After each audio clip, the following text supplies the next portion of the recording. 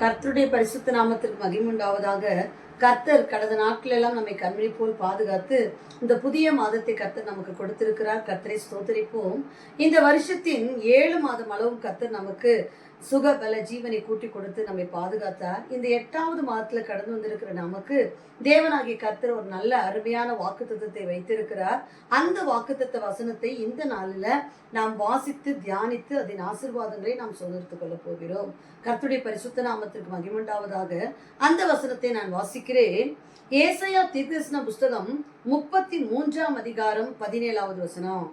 உன் கண்கள் ராஜாவை மகிமை பொருந்தினவராக காணும், தூரத்திலுள்ள தேசத்தையும் பார்க்கும்.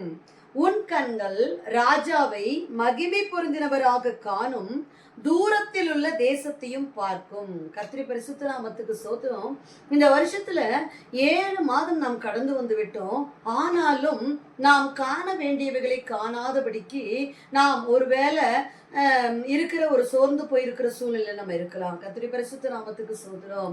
ஒருவேளை நாம் எதிர்பார்த்திருக்கிற நன்மைய, நாம் எதிர்பார்த்திருக்கிற விடுதலைய, நாம் எதிர்பார்த்திருக்கிற ஆசீர்வாதத்தை நாம் காணாமல் இருக்கிற சூழ்நிலைகள் இந்த மாதத்துல நமக்கு இருக்கலாம். அதனாலதான் அது மட்டும் இல்ல, அதாவது தேவனாகிய கர்த்தர் நம்முடைய வாழ்க்கையில கிரியை செய்கிறாரா இல்லையா என்று கூட தெரியாமல் தேவன் மறைந்திருக்கிற ஒரு சூழ்நிலை நம்முடைய வாழ்க்கையில காணப்படலாம். இந்த மாதத்துல தேவனாகிய கர்த்தரை நம்முடைய கண்கள், அவருடைய மகிமையை நம்முடைய கண்கள் காணும். அது மாத்திரமல்ல, கர்த்தர் நமக்கென்று ஆயத்தம் படுத்தி இருக்கிற காரியங்களையும் நம்முடைய கண்கள் காணும், ஆசீர்வாதத்தை நம்முடைய கண்கள் காணும் என்று சொல்லி இந்த மாதத்துல கர்த்தர் நமக்கு வாக்குத்தத்தம் கொடுக்கிறார். கர்த்தருடைய பரிசுத்த நாமத்திற்கு ஸ்தோத்திரம். இந்த நாளில நாம் தேவனாகிய கர்த்தர் நம்மை காண செய்கிற 5 விதமான காரியங்களை குறித்து நாம் தியானிக்க போகிறோம். என்னென்ன காரியங்களை நம்முடைய கண்கள் காணும்படி கர்த்தர் செய்ய போகிறார். கர்த்தருடைய பரிசுத்த நாமத்துக்கு ஸ்தோத்திரம். முதலாவதாக நான் வாசிக்கிறேன். யோபுவின் புஸ்தகம் 33ஆம் அதிகாரம் 28வது வசனம்.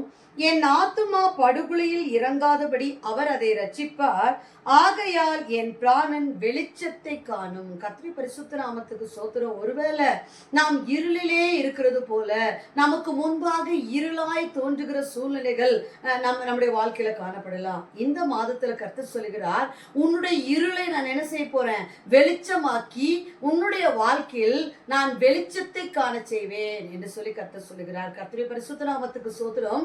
நம்முடைய கண்கள் கர்த்தர் அருளின வெளிச்சத்தை காணும் என்று சொல்லி கர்த்தர் சொல்லுகிறார். கர்த்தருடைய பரிசுத்த நாமத்துக்கு ஸ்தோத்திரம். இரண்டாவதாக கர்த்தருடைய வேத வசனம் சொல்லுகிறது, அதாவது கர்த்தர் வாக்குத்தத்தம் பண்ணின வாக்குத்தத்தத்தின் ஆசீர்வாதத்தை நம்முடைய கண்கள் காணும். கர்த்தருடைய பரிசுத்த நாமத்துக்கு ஸ்தோத்திரம். தேவனாகிய கர்த்தர், அதாவது இந்த வேத வசனத்தை நான் வாசிக்கிறேன். உபாகம புஸ்தகம் 1ஆம் அதிகாரம் 35-36 வசனம். உங்கள் பிதாக்களுக்கு கொடுப்பேன் என நான் ஆணையிட்ட அந்த நல்ல தேசத்தை எப்புனேயின் குமாரனாகிய காலேப் மாத்திரம் அதை காண்பான். அவன் கர்த்தரை உத்தமமாய் பின்பற்றினபடியால் நான் அவன் மிதித்து வந்த தேசத்தை அவனுக்கும் அவன் பிள்ளைகளுக்கும் கொடுப்பேன். கர்த்தருடைய பரிசுத்த நாமத்துக்கு ஸ்தோத்திரம். தேவனாகிய கர்த்தர் நமக்கு வாக்குத்தத்தம் பண்ணி இருக்கலாம். கர்த்தருடைய பரிசுத்த நாமத்துக்கு ஸ்தோத்திரம். அந்த வாக்குத்தத்தத்தின் ஆசீர்வாதத்தை இதுவரையிலும் நாம் காணாமல் இருக்கிற சூழ்நிலைகள் நம்முடைய வாழ்க்கையில இருக்கலாம். ஆனால் கர்த்தருடைய வேத வசனம் சொல்லுகிறது, கர்த்தர் வாக்குத்தத்தம் பண்ணின அந்த வாக்குத்தத்தமான ஆசீர்வாதத்தை நம்முடைய கண்கள் காணும். கர்த்தருடைய பரிசுத்த நாமத்துக்கு ஸ்தோத்திரம். அது மாத்திரமல்ல, நான் அவன் விதித்து வந்த தேசத்தை அவனுக்கும் அவன் பிள்ளைகளுக்கும் கொடுப்பேன். கர்த்தர் நமக்கு கொடுத்திருக்கிற, ஆணையிட்டு கொடுத்த அந்த வாக்குத்தத்தத்தின் ஆசீர்வாதத்தை நமக்கும் நம்முடைய பிள்ளைகளுக்கும் கொடுப்பேன். அதை காண்பது மாத்திரமல்ல, வாக்குத்தத்தத்தின் ஆசீர்வாதத்தை காண்பது மாத்திரமல்ல, அதை சுதந்திரமாக நமக்கும் நம்முடைய பிள்ளைகளுக்கும் கொடுப்பேன் என்று சொல்லி கர்த்தர் வாக்குத்தத்தம் செய்கிறார். கர்த்தருடைய பரிசுத்த நாமத்துக்கு ஸ்தோத்திரம். மூன்றாவதாக நாம் எதை நம்முடைய கண்கள் எதை காணும்?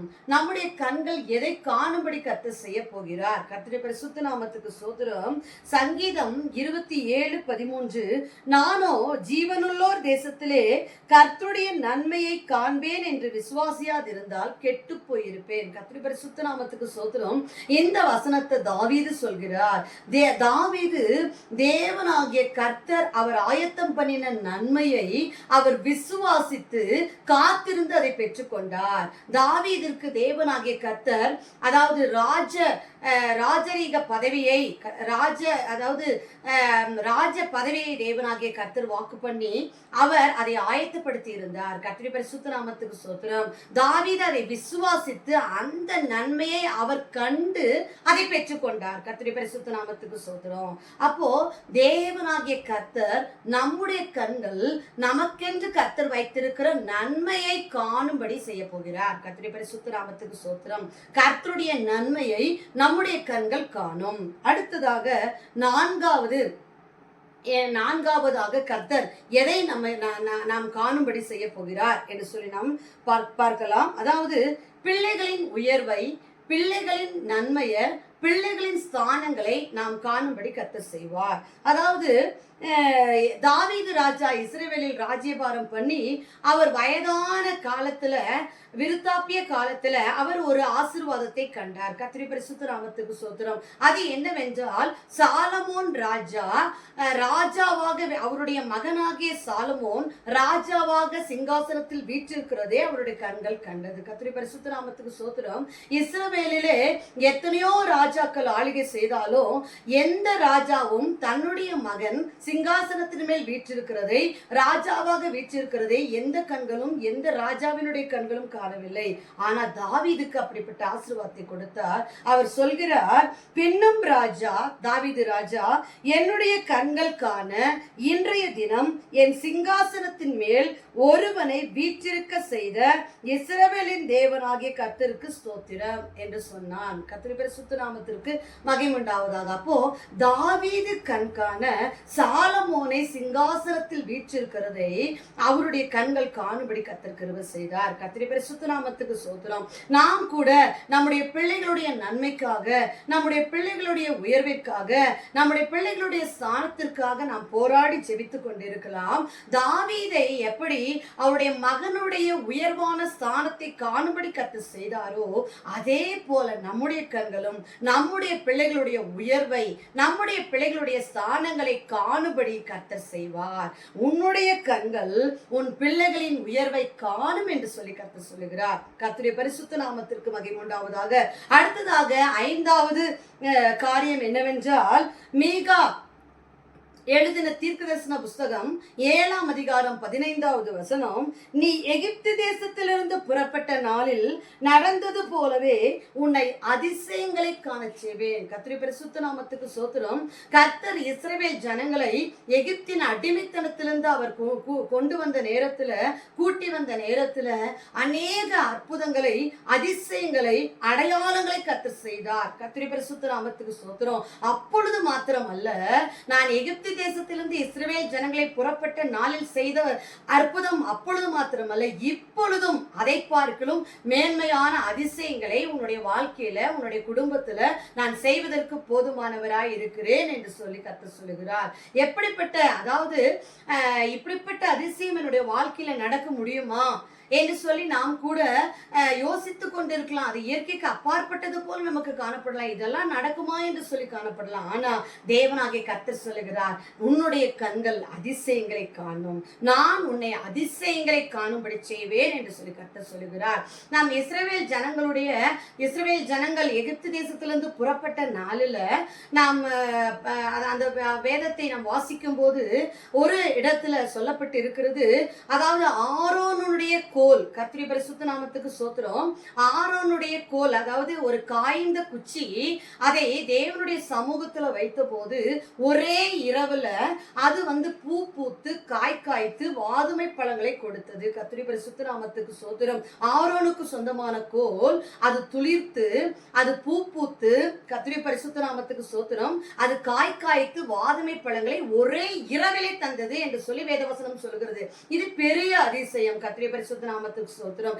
இந்த அதிசயத்தை அந்த கோலுக்கு சொந்தக்காரராய் இருக்கிற ஆரோன் மாத்திரம் அல்ல, சகல ஜனங்களும் கண்டார்கள். கர்த்தருடைய பரிசுத்த நாமத்திற்கு ஸ்தோத்திரம். அந்த சகல கோத்திரத்தாரும் கண்டார்கள். அது போலதான் நம்முடைய வாழ்க்கையில தேவனாகிய கர்த்தர் நமக்கென்று செய்கிற அதிசயத்தை நாம் மாத்திரம் அல்ல, நம்மை சுற்றியுள்ள ஒவ்வொருவரும் காணும்படி கர்த்தர் செய்வார். உன்னை அதிசயங்களை காணும்படி செய்வேன் என்று சொல்லி கர்த்தர் சொல்லுகிறார். முதலாவதாக உன்னுடைய வாழ்க்கையில நான் வெளிச்சத்தை காணும்படி செய்வேன். ஒருவேளை இருள் போன்ற உன்னுடைய சூழ்நிலைகள் இருக்கலாம், உன்னுடைய குடும்ப சூழ்நிலைகள் காணப்படலாம்.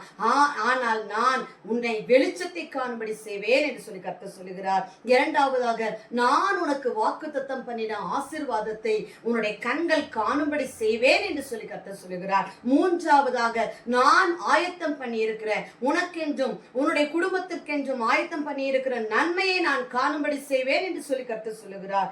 நான்காவதாக, உன் பிள்ளைகளின் உயர்வை, உன் பிள்ளைகளின் ஸ்தானத்தை உன்னுடைய கண்கள் காணும் என்று சொல்லி கர்த்தர் சொல்லுகிறார். ஐந்தாவதாக, நான் செய்ய போகிற அதிசயங்களை உன்னுடைய கண்கள் மாத்திரமல்ல, சுற்றியுள்ள ஒவ்வொருடைய கண்களும் காணும் என்று சொல்லி கர்த்தர் சொல்லுகிறார். உன் கண்கள் ராஜாவை மகிமை பொருந்தினவராக காணும், தூரத்தில் உள்ள தேசத்தையும் பார்க்கும். இந்த அருமையான வாக்குத்தத்தத்தை தேவனாகிய கர்த்தர் நமக்கென்று கொடுத்திருக்கிறார். இந்த வாக்குத்தத்தத்தின் இந்த 5 விதமான ஆசீர்வாதங்களையும் இந்த நாளில, இந்த மாதத்திற்கென்று நம்முடைய வாழ்க்கையில, நம் வாழ்க்கையின் முடிவு பரியந்த இந்த வசனத்தை நாம் சுதந்திரத்துக் கொள்ள போகிறோம். நாம் ஜெபிப்போம். சர்வ வல்லமையுள்ள தேவனாகிய கர்த்தாவே, நீர் எங்களுக்கு கொடுத்த இந்த வார்த்தைக்காய் ஸ்தோத்திரப்பா. ஆண்டவரே, எங்களுடைய கண்கள் ஆண்டவரே ஸ்தோத்திரம், அநேக காரியங்களை காணும்படி செய்வேன் என்று சொல்லி எங்களுக்கு வாக்குத்தத்தம் கொடுத்திருக்கீங்க. இந்த நாட்களில ஆண்டவரே, எப்பொழுது நாங்கள் வெளிச்சத்தை எங்களுடைய வாழ்க்கையில காண்போம் என்று சொல்லி நாங்கள் ஆண்டவரை எதிர்பார்த்திருக்கிற சூழ்நிலைகள் நீங்க சொல்லியிருக்கீங்க.